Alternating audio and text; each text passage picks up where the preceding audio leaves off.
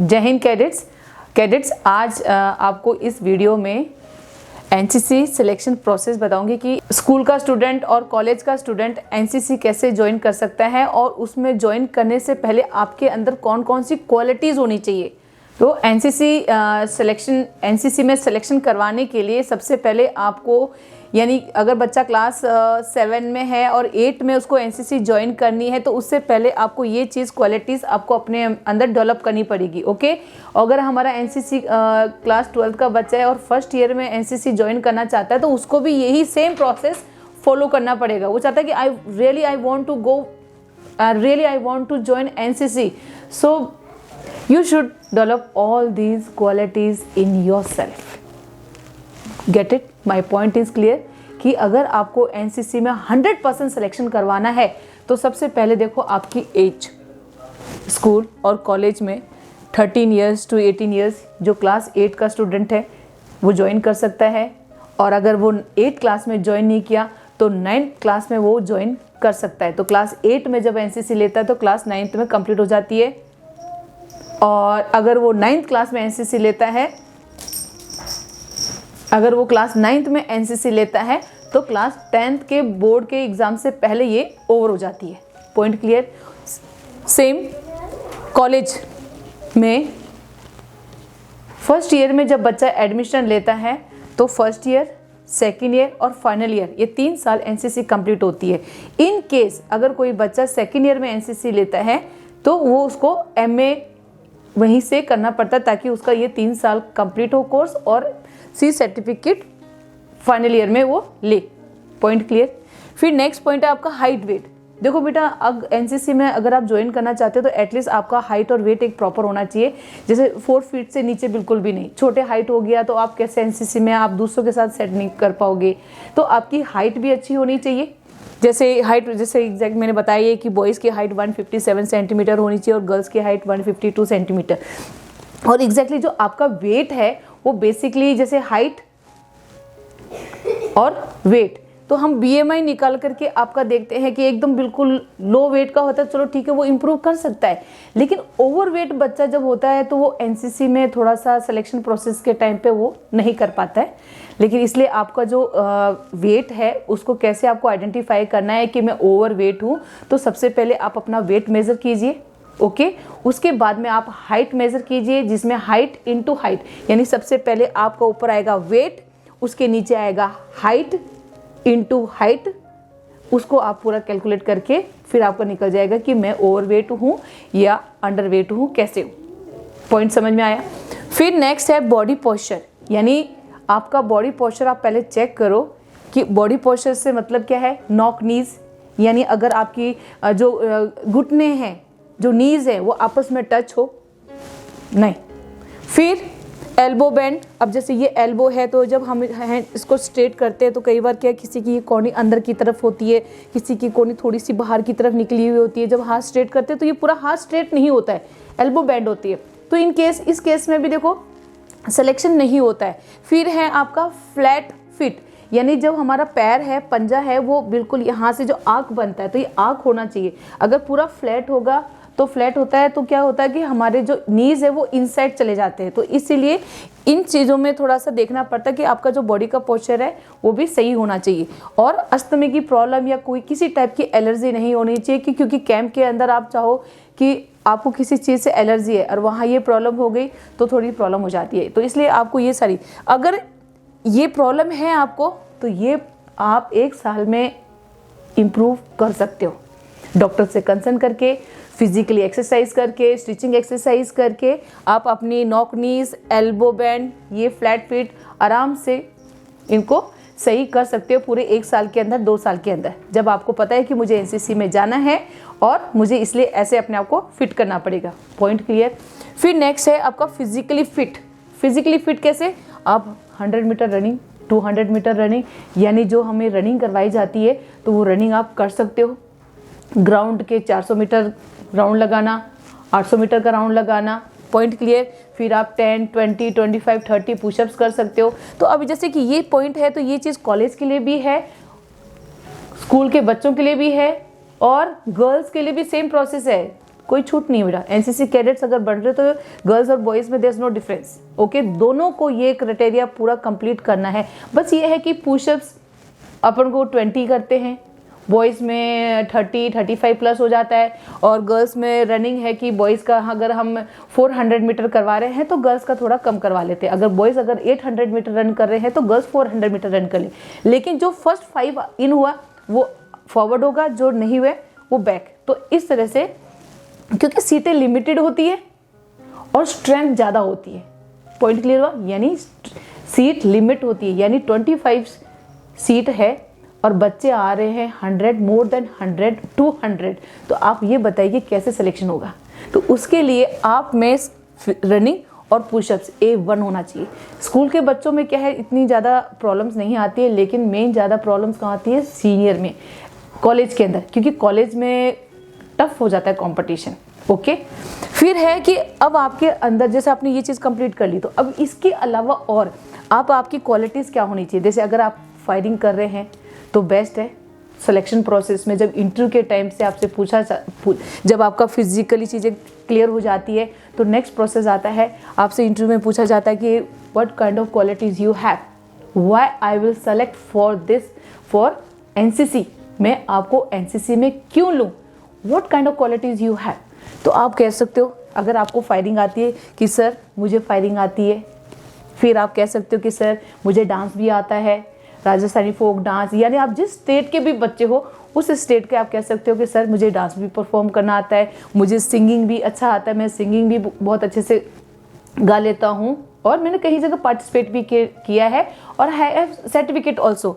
इसके बाद में हम ले सकते हैं ड्राइंग इसमें है कि फ्लैग एरिया ड्राइंग हम लोग इसलिए लेते हैं कि अगर बच्चे की ड्राइंग अच्छी है तो फ्लैग एरिया बनाने में सबसे ज़्यादा हेल्पफुल होता है, ओके।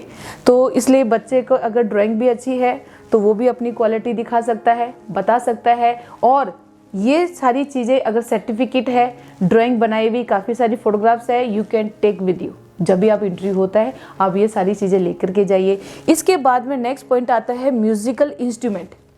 म्यूज़िकल इंस्ट्रूमेंट अगर किसी बच्चे को, जैसे ये as a example musical instrument है कि आप जिस स्टेट के भी कैडेट हो, जिस स्टेट के भी आप स्टूडेंट हो, चाहे स्कूल के स्टूडेंट हो, चाहे आप कॉलेज के स्टूडेंट हो, आपको अगर म्यूज़िकल इंस्ट्रूमेंट प्ले करना आता है तो आप वहाँ प्रेजेंट कर सकते हो कि सर मुझे म्यूज़िकल इंस्ट्रूमेंट प्ले करना भी आता है। और that instruments you can take with you, वो आप अपने साथ भी लेके जाओ और आप बताओ प्रैक्टिकली करके कि सर देखो मुझे ये आता है, क्योंकि हर स्टेट का अपना अलग अलग सिलेक्शन प्रोसेस होता है। तो as a example I am from Rajasthan directed, तो मैं राजस्थान डायरेक्टेड के जो म्यूजिकल इंस्ट्रूमेंट्स के जो एग्जांपल आई एम गिविंग, तो जैसे कि हमारे राजस्थान में सबसे फोक जो इंस्ट्रूमेंट जो बहुत पुराने टाइम से इंस्ट्रूमेंट्स यूज़ में आ रहे हैं, जैसे खरताल, लकड़ी के 4 टुकड़े होते हैं जिससे उसको अपने हाथों से बजाया जाता है। अगर बच्चे को आता है तो ही कैन ब्रिंग खरताल अपने साथ लेकर के आए और सिलेक्शन के टाइम पे, इंटरव्यू के टाइम पे बताए कि sir I know the khartal, how to play, कैसे बजाते हैं, आपने बजा के दिखा दिया, ओके। फिर है रावण हत्था यानी सारंगी। रावण हत्था यानी जैसे ना एक ऐसे इंद्र धनुष बनता है ना, धनुष की जैसे एक इंस्ट्रूमेंट्स होता है धागा, और उसको ऐसे प्ले किया जाता है जिसमें आवाज़ आती है अलग से। दैट ऑल्सो जो हमारे बहुत पुराने टाइम पे बजाया जाता था, लेकिन आज भी लोग उसको कंटिन्यू कर रहे हैं ताकि बजाते हैं। और हमारे राजस्थान डायरेक्टेड के बच्चे इसको दिल्ली कल्चर प्रोग्राम में जब पार्टिसिपेट करते हैं तो वहाँ वो खुद बजाते हैं और खुद गाते हैं, तो वहाँ पर ये यूज़ में लेते हैं, ओके। फिर है मोरचंग, यानी मोरचंग होता है एक तरह का इस टाइप का होता है, उसमें इस टाइप से कोई एक तार होता है, तो उसको मुंह में लेके उसको ऐसे टिड़क टिड़क करके बजाया जाता है। Point clear? तो ये भी हो गया। फिर ढोल है, ढोल बजाना भी आना चाहिए, ढोलक बजाना भी आना चाहिए। और जैसे हमारे यहाँ राजस्थान में नंगारे बजते हैं तो बच्चे को नंगारे बजाने भी आने चाहिए। और इसके बाद में हारमोनियम, बच्चा खुद गा रहा है तो उसको हारमोनियम बजाना चाहिए। अगर वो खुद नहीं गा रहा है लेकिन उसको हारमोनियम बजाना आ रहा है तो बेस्ट। तो ये अगर क्वालिटी एक बच्चे में है तो 100% उस बच्चे का एनसीसी में सिलेक्शन होता है। और यही सिलेक्शन बच्चा जब आरडीसी कैंप में कल्चर प्रोग्राम के बिहार पे उसका सिलेक्शन भी होता है। तो यही सेम पैटर्न, ये जो आज मैं एग्जांपल दिया है राजस्थान डायरेक्टेड के जो इंस्ट्रूमेंट्स, ये अलग अलग स्टेट के अलग अलग इंस्ट्रूमेंट्स होते हैं जिसमें आप प्ले कर सकते हो और अपना इंस्ट्रूमेंट साथ लेके जाओ और उनको बताओ कि आई हैव दिस क्वालिटी और ये मैं, तो इस बिहाव से आप 100% आपका एनसीसी में सिलेक्शन होगा। पॉइंट क्लियर हुआ कि एनसीसी में जाने से पहले आपको अपने अंदर कौन कौन सी क्वालिटीज़ डेवलप करनी है। फिर आप हिम्मत को ना किया मैम मेरा सिलेक्शन नहीं हो पाया, नहीं, तो आप पहले से करो। अगर स्कूल का बच्चा है तो क्लास 6-7 से स्टार्ट करें, और अगर कॉलेज का बच्चा है तो वो अपना क्लास, कॉलेज में जाने वाला है तो अपना क्लास 11-12 से स्टार्ट करें। क्यों? क्योंकि जब मेरे स्कूल में जो बच्चे हैं मैं उनको क्लास 6-7 से स्टार्ट करवा देती हूँ। 6 में भी उनको करवाती हूँ, 7 में भी करवाती हूँ, ताकि क्लास 8 में जब वो आए तो इजीली उनका सिलेक्शन हो जाए। क्लास 8 में सिलेक्शन इसलिए करते हैं ताकि जब बच्चा 9th में आता है तो 9th में उसके बोर्ड का प्रेशर नहीं होता है, तो वो बोर्ड फ्री होता है, तो बच्चा कैंप अटेंड कर सकता है। फायरिंग इसलिए होती है क्योंकि टीएससी कैंप होता है, थर्ड सैनिक कैंप होता है, जिसमें बच्चा फायरिंग के बिहाफ से उसका सिलेक्शन होता है। और आरडीसी कैंप में भी फायरिंग भी होती है, वहाँ बेस्ट जो कैडेट जाता है तो वो फायरिंग भी करता है, तो इसीलिए फायरिंग भी इंपॉर्टेंट है। तो मेरे जो बच्चों को मैं जब मोटिवेट करती हूँ तो उनको क्लास 6 ऑनवर्ड से ही उनको फायरिंग, जो बच्चा इंटरेस्टेड होता है उनको 6 ऑनवर्ड से फायरिंग। बेटा देखो, फायरिंग जब आप अपनी लाइफ में लेते हो तो ये ऐसा नहीं कि सिर्फ आरडीसी में ही काम आता है, आप स्कूल लेवल में डिस्ट्रिक्ट, स्टेट, नेशनल तक पार्टिसिपेट करते हो। सीबीएसई टूर्नामेंट जब आते हैं तो आप इसमें भी आप अपनी शूटिंग कंटिन्यू कर सकते हैं, और जब आप कॉलेज में आते हो तो कॉलेज में भी आप वापस शूटिंग अपनी कंटिन्यू कीजिए, तो हो सकता है कि आप नेशनल, इंटरनेशनल लेवल तक आप पहुंच जाएं।